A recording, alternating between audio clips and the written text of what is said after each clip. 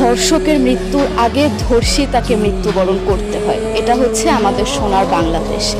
একজন ধর্ষকের জীবনের মূল্যকে এত বেশি যে তাকে ফাঁসির মঞ্চে দাঁড় করা যাবে না। আমরা বাংলাদেশে কয়জন ধর্ষকের নাম জানি যাকে কঠোর থেকে কঠোরতম শাস্তি দেওয়া হয়েছে, যাকে ফাঁসির মঞ্চে দাঁড় করা হয়েছে? আমরা কি আদৌ কেউ জানি?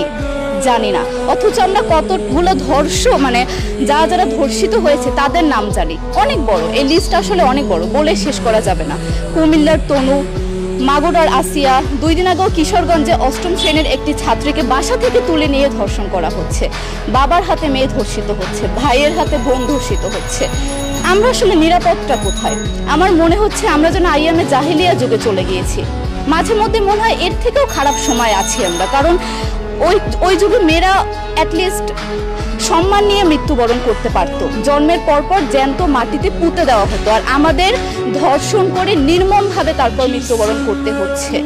যদি সরকার আমাদের ওই নিরাপত্তা নাই দিতে পারে, তাহলে সরকারের কাছে আমাদের অনুরোধ, আমাদের জ্যান্ত মাটিতে পুঁতে দিক। আমরা বেঁচে থাকতে চাই না, আমরা সম্মান নিয়ে মৃত্যুবরণ করতে চাই।